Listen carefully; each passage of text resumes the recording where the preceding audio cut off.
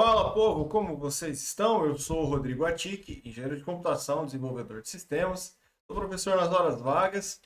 Eu vou dar continuidade aqui no vídeo dos 20 comandos Linux mais utilizados.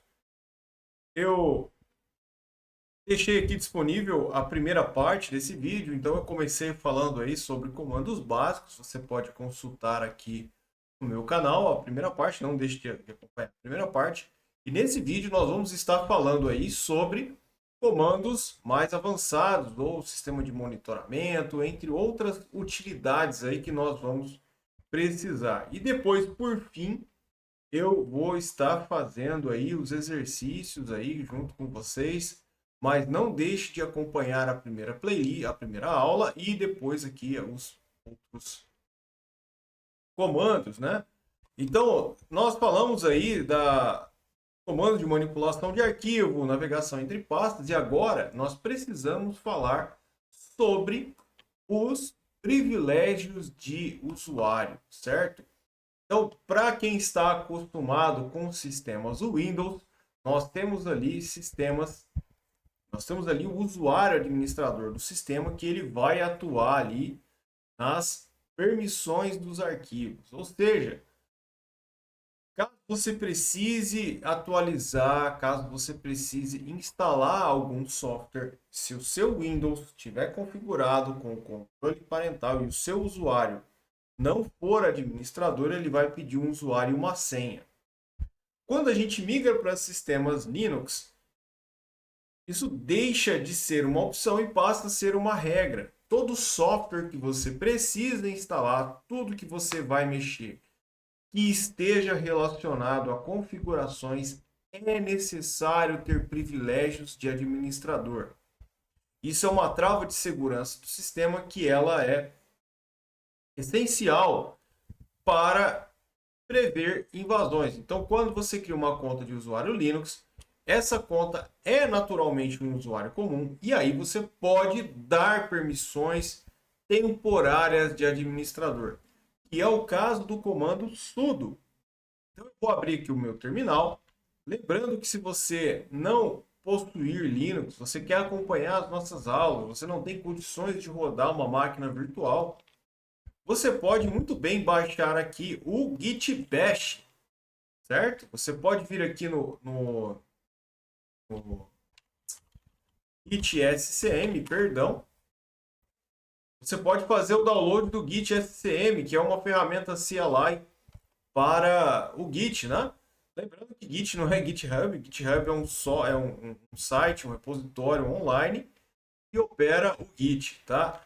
E aí, caso você queira operar, você pode muito bem utilizar o Git Bash ali, que ele vai ter os mesmos comandos. A única diferença é agora os comandos administrativos que você vai precisar para rodar ali o tá bom? Então vamos lá, vamos para o que interessa. Esse super user do, que é o comando sudo, vou usar aqui o "-help", ele dá privilégios temporários aqui para o meu usuário poder instalar as coisas. Então, isso aqui é a abreviação de super user faça, ok? Super user do. Então, o sudo, ele tem que ser digitado antes de qualquer comando, ok? Ele permite executar tarefas administrador. Como, por exemplo, vamos pegar aqui um exercício onde eu sou obrigado a utilizar o sudo. Deixa eu procurar aqui, senão a gente vai fazer da nossa cabeça. Bom, monitoramento, proteção, verifique qual é o user ID, permissão, administração. Terá permissões? Eu não vou usar isso não, eu vou utilizar o apt. Então, para instalar um software, eu preciso ser administrador. Eu vou tentar instalar um software aqui que chama GIMP. Então, eu deveria utilizar o comando apt update, que é o responsável por ler listas de pacotes. Lembrando que se você tem aqui o GNOME ou a sua distro, né? Essa distro ela vem com um centro de aplicativos aqui, que é como se fosse uma Play Store, e aí você pode instalar via aplicativos, né? Você pode fazer via interface. Mas se você está utilizando a linha de comando, eu sempre recomendo que você conheça.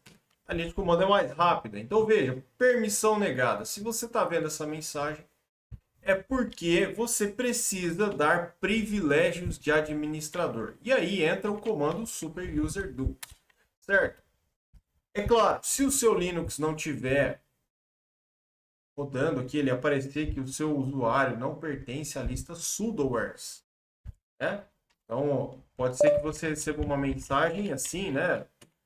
Não pertence ao sudowares. Algo nesse gênero, né?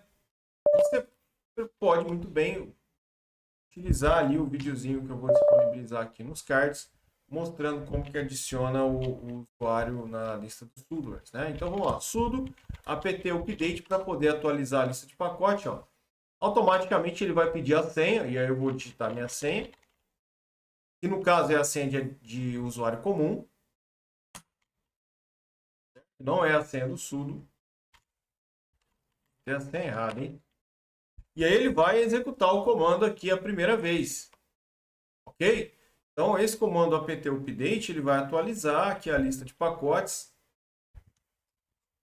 Pronto, atualizado. Por fim, eu posso agora instalar algum programa. Então, por exemplo, o GIMP. Eu vou procurar aqui o sudo apt install GIMP.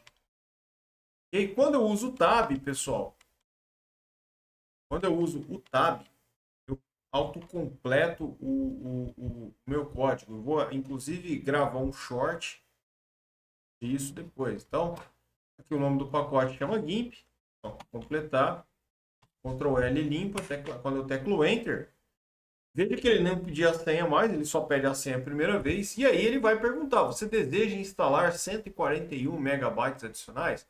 No meu caso aqui, não. É só para fins de mostrar o funcionamento do sudo. Eu posso utilizar o sudo, por exemplo, para comandos de rede, né? Ou outros comandos aqui, por exemplo, top, eu acho que o gerenciador de tarefas do Ubuntu aqui, ele não vai me pedir a permissão de usuário. Mas esse comando aqui, o comando top, ele é o comando do monitor de processos. Você está no Windows, você está usando o gerenciador de tarefas, mas aqui a gente tem os monitores do sistema. Toda distro Linux com GNOME, por exemplo, ela usa o monitor do sistema, ou dependendo da interface que você estiver usando, você vai procurar lá o monitor de recursos e ele vai mostrar isso para você. Então veja, eu tenho praticamente a mesma tela aqui do monitor do sistema. Então o processo do OBS aqui é o meu processo que consome mais recursos. Então veja, 18 minutos, 8% de memória. Vamos conferir aqui com o da interface gráfica, né?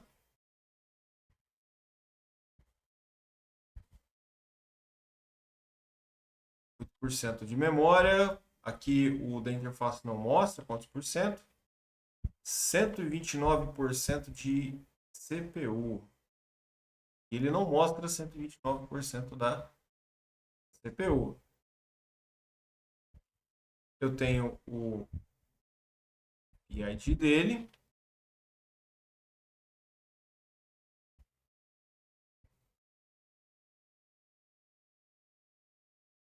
Mas eu tenho aqui condições de checar os gráficos que eu preciso. Uma coisa interessante do top também é eu conseguir verificar aqui a quantidade total de memória disponível. Então, meu notebook aqui ele tem 8 GB, certo? E eu estou utilizando quase tudo. Só tem 700 MB livre aqui de memória, quer dizer que a qualquer momento eu posso ter algum problema com o meu computador aqui, porque o OBS ele está consumindo quase tudo, certo? E aí, se eu quiser ver os detalhes, desculpa, deixa eu voltar aqui. Repara que o meu terminal está preso, eu não consigo digitar nada. Digitando aonde não tinha que digitar. Aí, para sair dessa tela, eu tenho que usar a tecla Q. Certo? Q ou Ctrl C.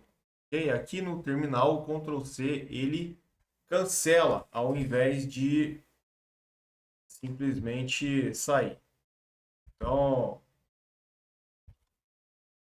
o top ele tem o manual dele. Você pode muito bem usar o top menos help para ver aqui os parâmetros que você pode passar. Então, da outra vez a gente tinha mostrado como você consegue ver aqui o manual, ver a ajuda com as opções. O comando top ele é o monitor dos processos, tá ok? E aí eu tenho o htop, se tiver instalado. Deixa eu ver se eu tenho o htop aqui. Não tem. Eu posso muito bem usar o sudo apt install htop. Ver quantos mega vai ocupar. Nem perguntou quanto que eu queria instalar. E aí eu posso chamar ele aqui, ó, htop. Ele me dá um pouco mais de detalhes aí. Cadê o processo do OBS? Deixa eu ver se eu acho bem dito. Ó, uma coisa legal do htop é que eu consigo usar o scroll do mouse aqui. Eu consigo usar a roda do mouse para poder rolar. Para poder sair, eu tenho que olhar aqui para esses comandos embaixo. Então, eu posso pesquisar. O htop ele me dá uma interface gráfica de modo texto. Para sair, eu não vou usar o Q. Perdão. Teclei o Q aqui por acidente. Eu não preciso usar necessariamente a tecla Q. O Q sai. Mas eu posso teclar F10 aqui que vai fazer a mesma coisa. Ok. Bom, verificar espaço em disco. A linha de comando, ela também dá aqui para nós a opção de verificar o espaço em disco com o comando df, né? Aonde o parâmetro "-h", nesse caso, não vai ser ajuda, vai ser o parâmetro Hillman, como do parâmetro ls-lh. Então aqui, por exemplo, eu consigo verificar o status do disco do meu computador. Então veja, eu tenho aqui, por exemplo, o uso de cada diretório, certo? F-H cada diretório, diretórios temporários. E eu também posso dar o df -h em algum diretório aqui para poder checar. Então veja, df-h barra, ele me dá um resumo que eu tenho aqui. Então eu tenho 53 GB disponível do N1P2. O meu HD está particionado, ok? Ele tem 143 GB de partição. Na outra partição eu estou usando o Windows. Mas aqui da partição de 143 GB eu usei já 34.